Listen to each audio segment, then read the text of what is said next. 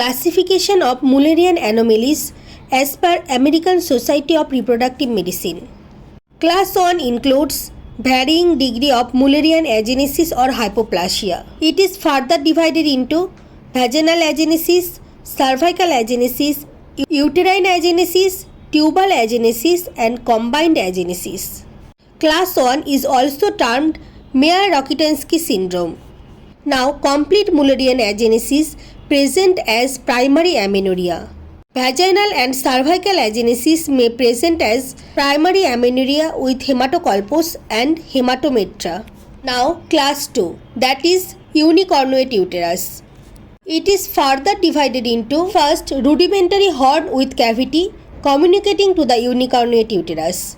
Second, rudimentary horn with cavity not communicating to the unicornuate uterus. Third, rudimentary horn with no cavity. And fourth, unicornuate uterus without a rudimentary horn. Now, unicornuate uterus results when there is defective or absent development of one Mullerian duct. It may be associated with an increased incidence of infertility, recurrent pregnancy loss, preterm delivery, and endometriosis. If there is a non-communicating rudimentary horn, pregnancies can occur in the horn and lead to rupture. Hence, whenever identified, such a rudimentary horn must be excised. If it is not functioning, removal is not necessary. Now, class 3, that is uterine didelphus. Uterine didelphus results when there is failure of fusion of two Mullerian ducts. There are two endometrial cavities, each with a cervix. A longitudinal septum separates the two cervices. This anomaly has the best reproductive prognosis among the all anomalies, and live births are usual.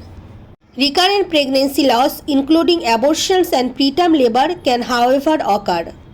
Now, class 4 or bicornuate uterus.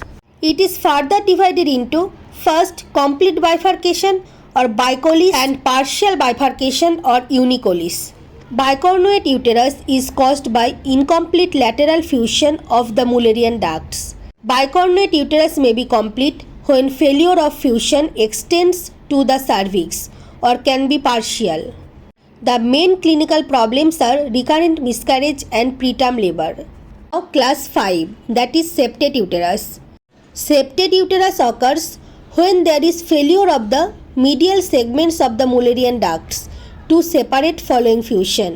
This creates the septum, which can be complete or subseptate. The main problems are again recurrent miscarriage and preterm labor. Both first and second trimester losses can occur in septate uterus. The former is due to implantation over the septum, leading to decreased placental vascularization. Now, class 6 or arcuate uterus. Arcuate uterus is a mild anomaly and usually there is no effect on reproductive outcome. Now, class 7 or diethyl tilbestrol related anomalies. The female fetuses of mother who had diethyl tilbestrol in pregnancy may exhibit various anomalies.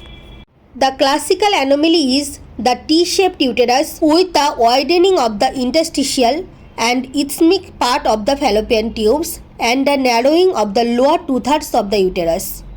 In such cases, pregnancy loss is very high.